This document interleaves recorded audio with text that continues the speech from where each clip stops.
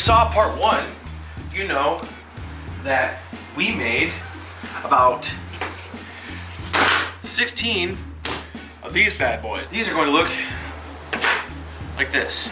So our first step is to get all these little imperfections filled in. I use plastic wood. This stuff is awesome. Not like sponsored or anything, but it just matches the color of this really well. Let's get to it. So sometimes I'll use one of these, which is just something for like body filler, but this stuff is so easy. You can just kind of use your hands to just kind of shove it. And this is plywood. This happens. Like if there's a knot or something when you're using the router, it can kind of just pop out. Just shoving it in, you know? Doesn't have to be pretty.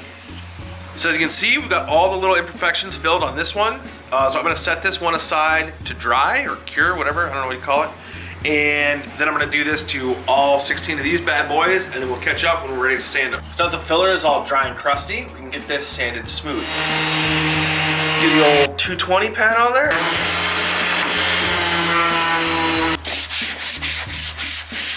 Smooth, long strokes, and use a sanding block. All right, so now we've got these sanded down silky smooth. These bad boys are ready for lacquer. I use a spray can because it's just easier. I get a better surface. There's less mess, there's less drips, and I don't like paintbrushes. I've got my janky little paint booth set up, and this stuff dries to the touch really quickly. So when it's dry, you just flip it over onto its other side. So now we've got these bad boys lacquered up and ready to party, protected from all your crazy drinks getting spilled everywhere. That's what Shotski's for, is getting crazy. So we gotta tape these off because we need to get primer on these bad boys. I'm going to measure these off and mark them out and see where we need our tape to start. All the way down to the rest of them. And make sure we got the unlacquered side, which is the side that's going to get painted. The most important part of a good paint job is honestly, other than prep work and like, you know, being good at painting, is being good at masking.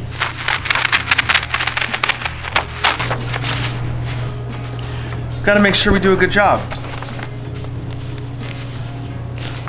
That looks beautiful. I'd give that to my mom. We have completed the masking phase. Wrapped up, ready to spray. Let's get some primer on these bad boys. Make sure you're wearing a mask, okay? Build up layers slowly. We want to fill the little holes and imperfections, but we don't want to totally like destroy this thing with too much primer. Quick coats, light, you don't want to get any drips. You're trying to save time here, not add time.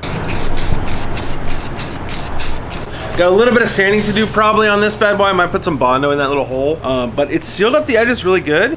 This one was when I was using my old router bit, so it kind of had some bad tear out on the edges, but we're gonna set this aside, let it dry, do this 16 more times. We got these primed. Now here's the deal.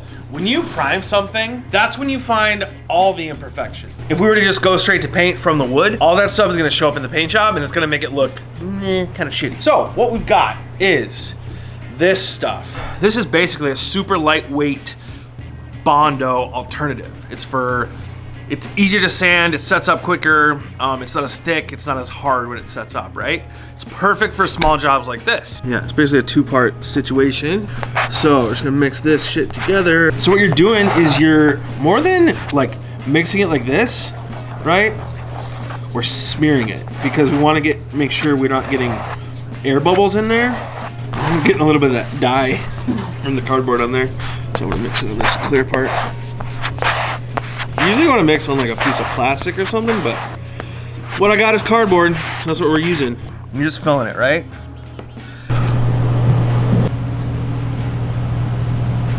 We're going to let this set up for a few minutes. Kind of wait till it's like hard enough that it's not going to bunch up on your sandpaper. You can just go at it. Okay, so we got our sandpaper and our sanding block. Look at that. And we're gumming up pretty bad, so I'm actually gonna dip this in the water. What this is a bucket of water with just like 1 drop of soap in it. It just keeps the particles, the little sanded particles, from like collecting in the sandpaper. So you're not running through sandpaper as quickly as you normally would be. I'm gonna switch to this block, which is a soft block. So it allows us to like follow these contours nicely. Okay, these baddies are smooth as can be. So what we're gonna do next is take our tack cloth. It's basically like a really loose cheesecloth that has a little bit of stickiness to it. So it just gets any last little specks of dust off of your surface. We're just gonna hit it all along every little part we can. And you see, even though it looks clear, it's collecting a bunch of little specks of dust, right? The only reason we're doing another coat is not for surface quality. The paint is gonna look a little bit different depending on what it's laying on top of. So the primer is really good at covering up all of this to make one consistent surface. As you see, I'm gloved up. When you're touching these, what happens is you're putting a lot of your oils from your skin onto the surface. You only really need to do this in your final coat of primer and then before you paint.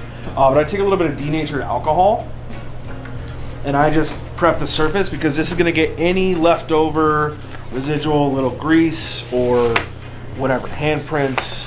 It's gonna make sure that the paint has something really clean and fine. Good morning, well, afternoon. We're back at it again. Before I start laying down the paint, I'm gonna give them one last quick, very light, very minimal wet sand. So I've got this squirt bottle full of soapy water. I just come here, I just mist it. And then I mist my paper. This is 400 grit sandpaper. My sanding block behind it. I'm literally just gonna take one quick pass over everything. And this just gets rid of any, almost like the dust that's left over from when you prime. So it just takes that off of there, make sure we have a really consistent, smooth finish. So we're literally just, we're just hitting it really quick, right? We're not trying to take any material away. We're keeping our sandpaper nice and lubricated. Okay, so I got this wet sanded and I have taken my denatured alcohol. I've cleaned it just like last time, nothing changes. Taking a little tack cloth to this bad boy to get any little loose pieces of lint off of the surface. Got my deep mint can of spray paint. The key is getting a good coat of paint. You're gonna hold it about yay far from your surface, right? You're gonna make really long strokes. You're gonna finish off of the surface, right? So you're not gonna go here and stop right here at the edge, right? You don't wanna do that because that's gonna get too much paint right there. We're gonna go past it. So we're gonna go, let go, let go. So we start and we stop off of the actual surface that we're painting, and that's gonna give us a nice, consistent coat. Really thin coats. As you'll see when we do this, the first coat of paint really doesn't even cover everything, right? It's just a real light coat because you're trying to get it to tack on there and adhere really well. Okay, that's our first coat. Just like that. I'm gonna set this over here.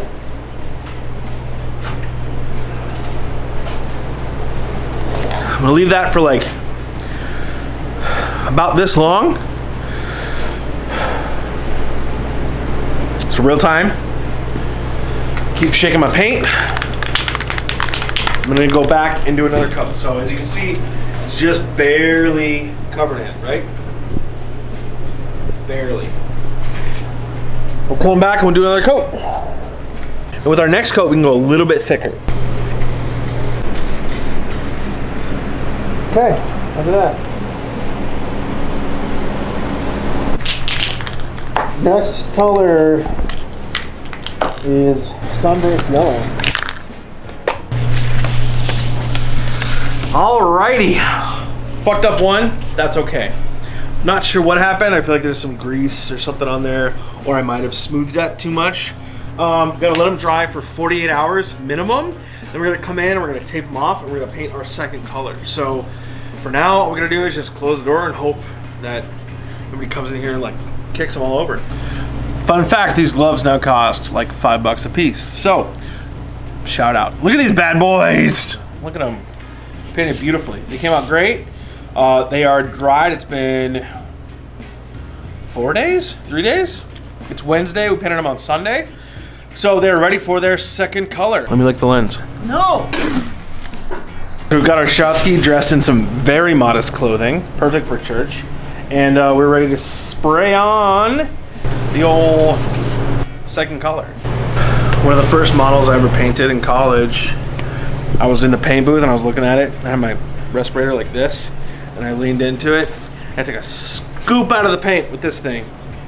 So always watch your P's and Q's. Yeah, it looks really good. It's sticking really well. I'm elated. Yeah, I guess we'll do this 14 more times, and then we'll catch back up. Finally, the paint is dry. The time is now to unwrap this beautiful little treat we've prepared for ourselves and see the fruits of our labor. Looking pretty good. This can be a little bit tedious. Look how nice that is. Looking pretty darn good.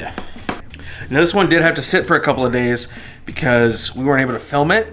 So generally, the quicker you pull the tape off, the less bleed through you have, in my experience. So let's take this bottom part off and see how we did. Always make sure to keep a clean shop.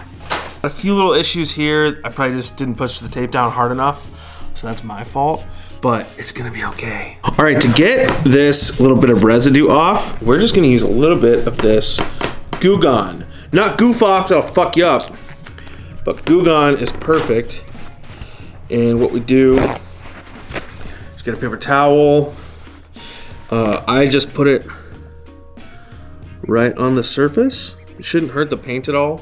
Just grab yourself a little paper towel and just kind of lightly, you don't really have to scrub that hard. Just kind of go over it and I'll take it right off. The last and final step in the completion of a Shotski is inserting your gussets. They're what hold everything together. So they're what keep the shot glass secured. You're going ham on a Tuesday night, a bunch of shots with your friends, which I have lots of. If you remember, this size is why we did this depth with our router. It's because it fits these bad boys beautifully. Just shove them in there, nice and flexible. Make sure they're seated properly, got a good seal. Bada boom, bada bing. There's your final product, so look at that. It's nice, it's finished. Let's get some shot glasses in here. So there we have it. Look at those, straight in line. Here's what separates the men from the boys, our Shotski from their Shotski. 360-degree protection, rotation, centrifugal force, evaluation. Shot glass ain't going nowhere. No matter how hard you party, how hard you drink, no matter what you do, your shot glass is staying put. So ladies and gentlemen, there we have it. This is a complete, full, finished project.